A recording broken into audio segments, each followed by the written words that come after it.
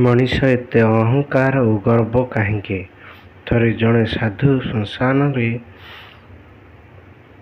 ପୋଡ଼ା ଯାଇଥିବା ଦୁଇଟି ଶବର ପାଉଁଶକୁ ଲକ୍ଷ୍ୟ କରୁଥିଲେ।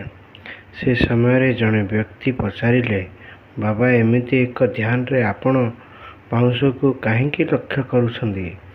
ସାଧୁ ଉତ୍ତରରେ କହିଲେ, ଏଇଟା ଜଣେ ଧନୀ ଲୋକ ଶବ, ଯିଏକି ଜୀବନ ସାରା ଚିକେନ, ମଟନ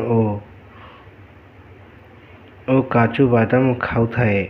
କିନ୍ତୁ ଆଉ ଏଇଟା ଜଣେ ଗରିବ ଲୋକ ଶବ, ଯାହାକୁ କି ଦୁଇଓଳି ଖାଇବାକୁ ମୁଠେ ମିଳୁନଥିଲା। କିନ୍ତୁ ଦୁଇ ଜଣଙ୍କର ପାଉଁଶର ରଙ୍ଗ ଏକାପରି। ତେଣୁ ବଞ୍ଚିଥିବା ବେଳେ ମଣିଷ କାହିଁକି ଏତେ ଅହଙ୍କାର ଓ ଗର୍ବ କରୁଛି, ସେଇଟା ଦେଖୁଥିଲେ। ଜୟ ଜଗନ୍ନାଥ। ସ୍ୱାମୀ ନୟନ ପଥଗାମୀ ଭବ ତୁମେ।